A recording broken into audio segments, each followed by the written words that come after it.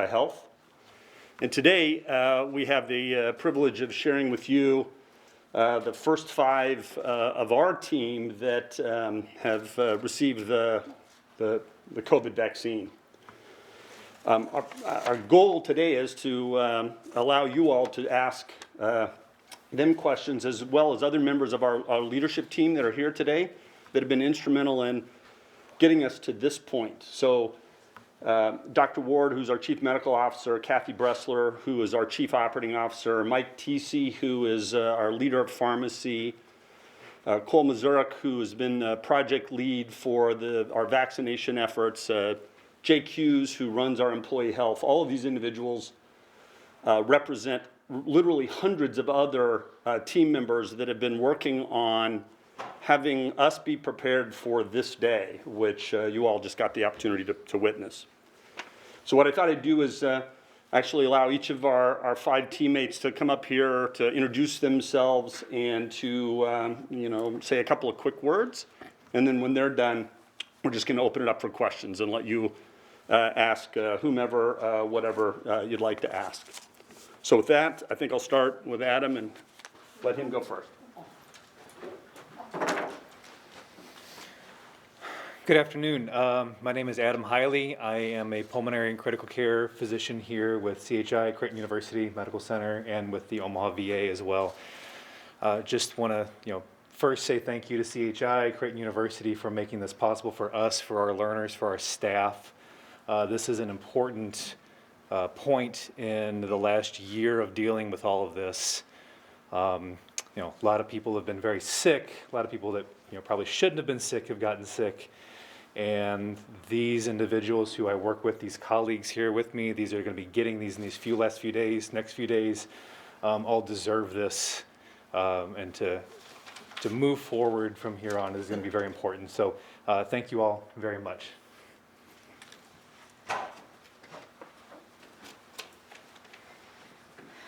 Good afternoon.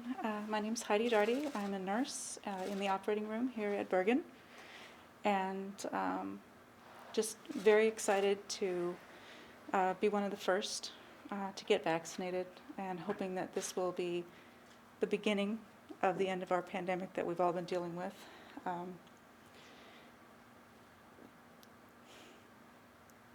So many of our colleagues have really had to fight this very hard and have seen what all of your families have gone through. And we're just as ready to get back to normal as everyone out in the public is. So, thank you very much.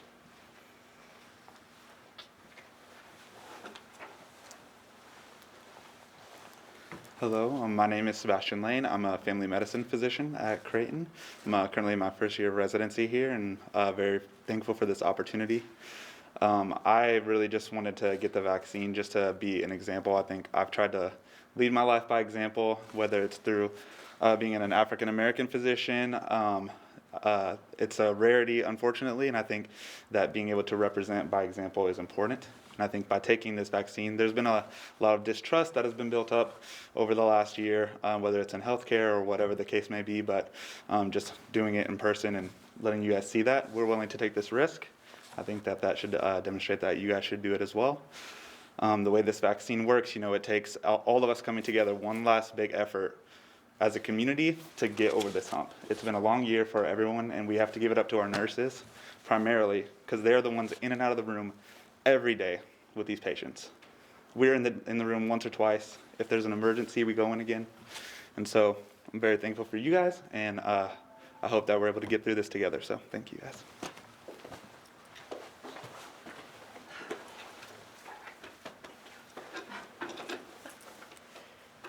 My name is Amanda Clanton. I'm an Icu Supervisor. I feel extremely blessed and grateful for this opportunity. I've been praying for this since March, I apologize, and it's finally here. We're all exhausted, and there is light at the end of the tunnel. So thank you so much for this opportunity. Thanks.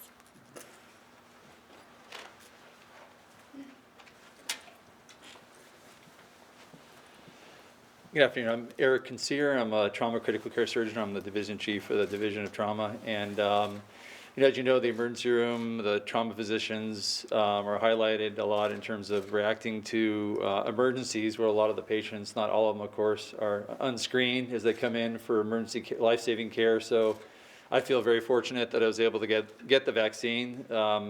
We all obviously take very strong precautions to avoid getting the virus, but the key point is that we do so to avoid getting the virus so that we can continue the fight and to continue to take care of people who are in need. We recognize the need does not change.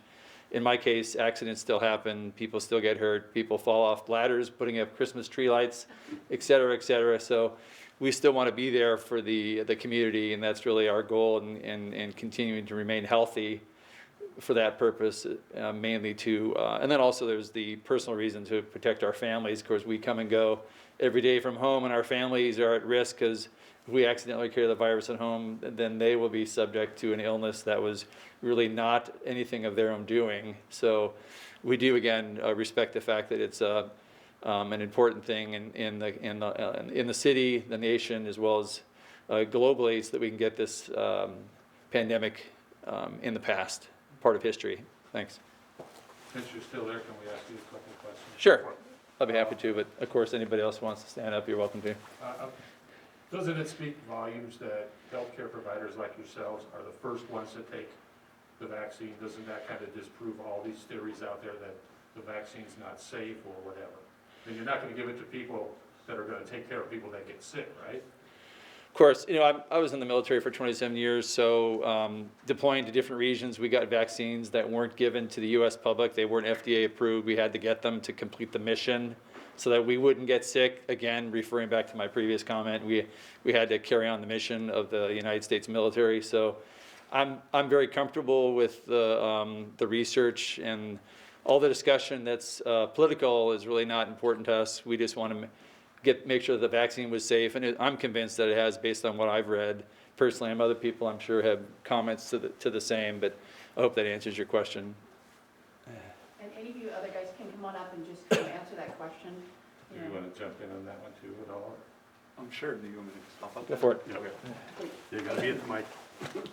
Yeah, so I guess to address the question about safety and efficacy and us being willing to take the first vaccines, I just think it speaks to understanding the literature, and oftentimes it's very complex how they word it and phrase it, but all the studies are available for public knowledge. You can research it on your own. The New England Journal of Medicine released an article about 4 days ago demonstrating the efficacy of this vaccine and its safety risk.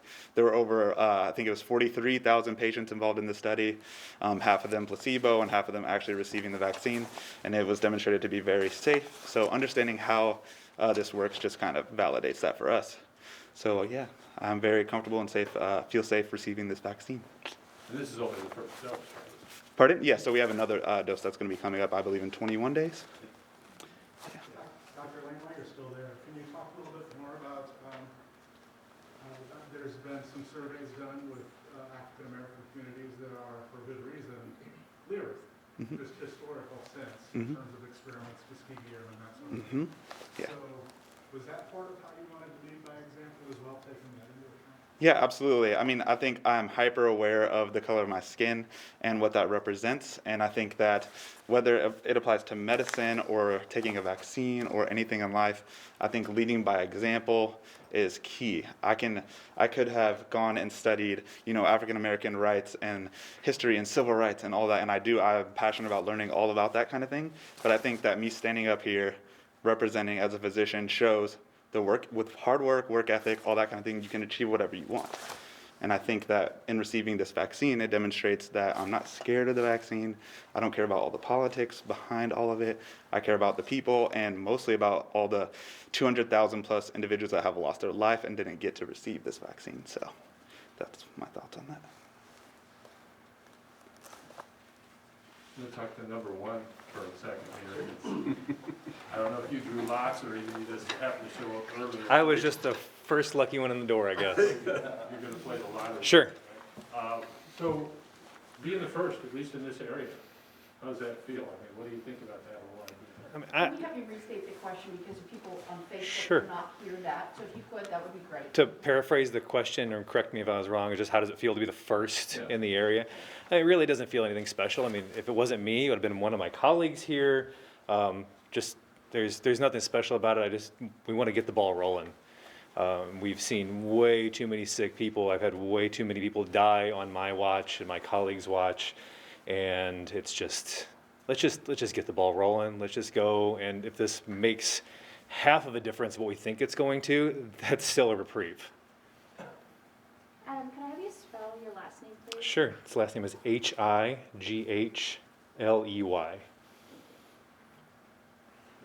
then can I ask one of the ladies a quick question, please? You had mentioned that this is a light at the end of the tunnel. Talk about the emotional impact of COVID-19 and how this does provide that kind of solemn and going forward. Well, in starting with our healthcare providers and with those that are in long-term care and nursing homes and such, you're vaccinating those that are at the most vulnerable and those that are at the most exposure. So starting with that and then working out into the community, we're going to start to provide that protection and that coverage of the people that are most likely to get it, most likely to spread it. It was mentioned before that, we worry about taking it home to our families too. Every single one of us that works in healthcare worries about that. So if we can eliminate the threat to those we're treating and those we live with, that's huge. If we can get the majority of the population vaccinated by summer, then we can prevent most people from getting sick. And by keeping our COVID numbers low, then we're able to treat those people who have regular conditions, things that we would normally see every day, heart conditions and GI conditions, neurological, our trauma that comes in. Because even though all this has been going on, we've still had the trauma, we've still had the car wrecks, we've still had the heart attacks and the strokes. And it's very hard to keep up with those things when you've got your ICU and your PCU full of COVID patients that are fighting for their lives as well. So by taking the COVID burden off our healthcare system, I think we can get back to our normal hectic schedules. Thank you. Amanda, can I ask you a question? Sure. Yeah. I was just going to say, Amanda, if you wanted to comment on the emotional toil that you and your colleagues have dealt with over the last handful of months, and talk about what it looks like going forward for you.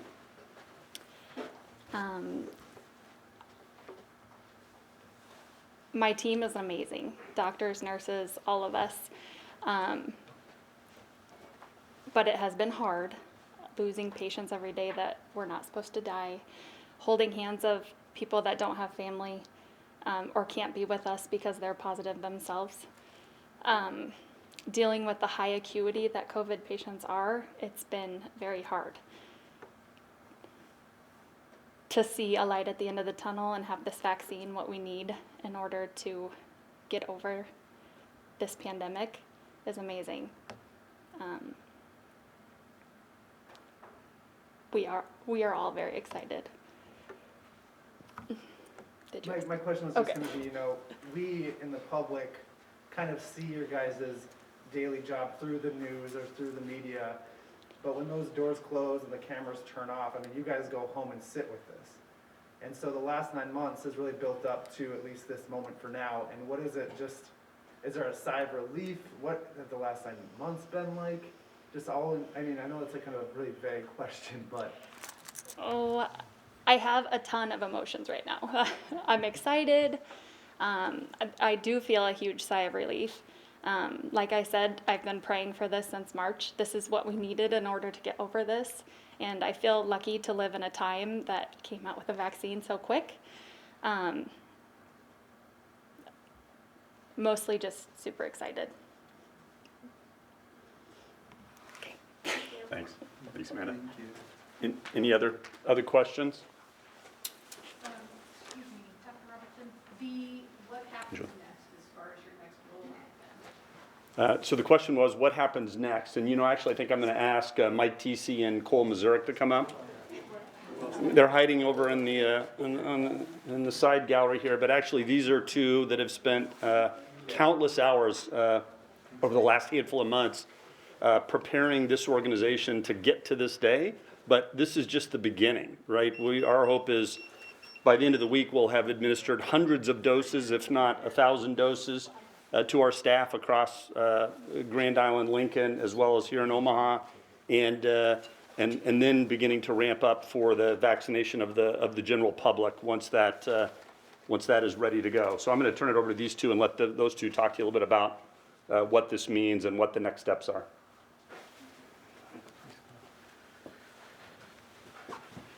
I'll speak a little bit about the pharmacy standpoint. This is the beginning of us getting together as a team across all of CHI Health to start preparing these doses for the team that is going to do the vaccination. I think you've heard me speak that we have 6 hours after the time we dilute this. So there's going to need to be a lot of interaction and cooperation and teamwork between the pharmacy team and the folks that are doing the vaccination. So we got a long road ahead, but we are extremely excited to start. This is our first step. Nicole, you want to talk about the specifics? Yeah, so, I guess first and foremost, I'm up here to represent the team that's been working on this over the last several months to try to bring it to our colleagues that are on the front lines and so forth. And so, it's just an honor to be up here. Cliff alluded to, we've been working really hard, and now that we've received the vaccine, we're ready to be able to roll this out across the state here starting tomorrow. And upwards of being able to do almost 1,000 doses a week across the entire state, which is just incredible considering where we've come, all the logistics that go into this, planning, IT, everybody, employee health. It's just an incredible team effort in order to deliver this product to our healthcare workers. They've worked countless hours, and I can't thank them enough for all their efforts to be able to deliver this to our system and to our employees, and ultimately in time to our patients in the state.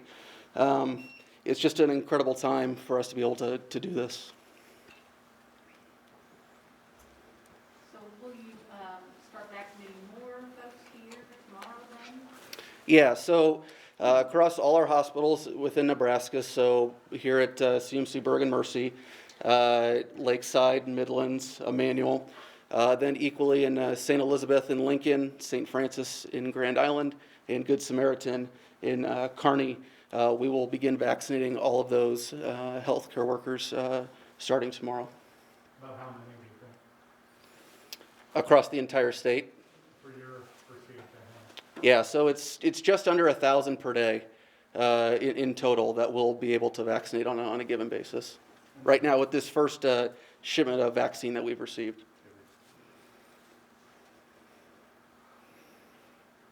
What was the selection process like, especially for these five?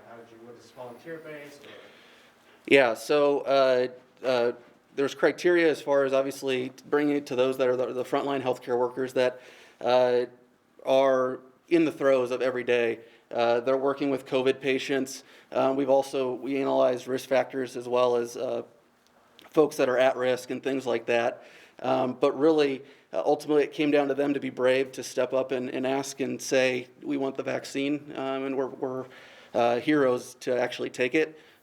So ultimately, it's their decision. It's not required to receive the vaccine as a healthcare worker. It's encouraged, and I think their words speak for themselves as far as what it will bring back to them and their colleagues in terms of morale and ultimately helping bring COVID to an end. Are you having any employees opt out? Can you please rephrase the Are question? you having any employees opt out of having the vaccine? There have been some that have. Naturally, there's folks that will, but for the most part, we've had incredible interest and folks that are really excited about this to get it. What does it look like for healthcare workers that have already had COVID and then getting that vaccination? Yeah, so Mike, do you Yeah, want to I speak to grab this? that one. For folks that have already had COVID, they can get vaccinated again. Right now, you want to wait for the 14 days, and you got to be feeling better. If you've been exposed, you want to wait until you're out of quarantine to get that vaccine. But if you've had COVID, really what they're saying is that you potentially won't get it again for 90 days. So you could wait up to that window of 90 days, but there's nothing wrong with getting the vaccine if you've had COVID.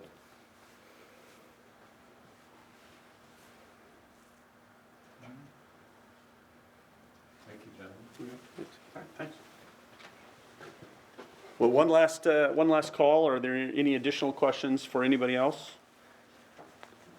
I have a quick question. Did you guys have to care for people who are healthcare workers that got sick at all? So the question of you, how many of you have had to care for other healthcare workers that have been sick? Absolutely. Looks like everybody. Everybody did. Can somebody talk about that experience? Because that's exactly what we're trying not to end up getting there. I obviously can't get into specifics about it, obviously, but yeah, it breaks your heart that one of your own who risks their life and selflessly goes in and take care of your loved one contracts it as well. I mean, it's hard to trace whether it was outside or inside the hospital, but I mean, let's be honest, if you're getting coughed on all day and you do everything you can to protect yourself, the chances are going to be there. And there are a few individuals that come to mind that just, it's really unfortunate that we've had our partners and that we've had our loved ones that have died because of this. And it just already a broken morale in the hospital, and you just talk about breaking it more. That's what it is. But they still somehow come together. Our nurses still somehow are the ones that are so selfish and go in and take care of these patients despite seeing their friends get sick. So, I mean, these guys are your true heroes.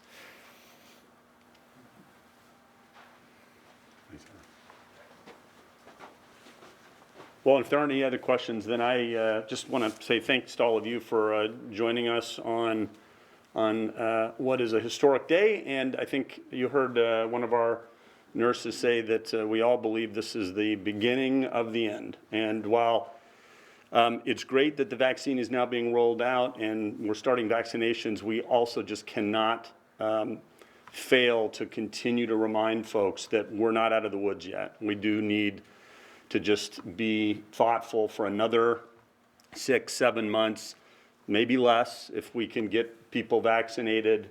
But we can't stop wearing masks. We can't stop social distancing. We can't stop doing the things that we know as individuals make a difference and are still important to do.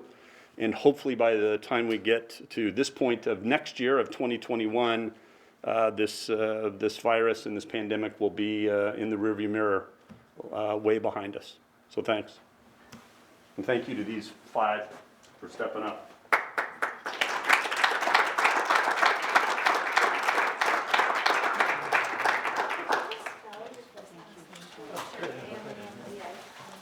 Thank you. Thank you so much. Greatly appreciate it. Thank you. Back to work. Thank you so much. So appreciate it.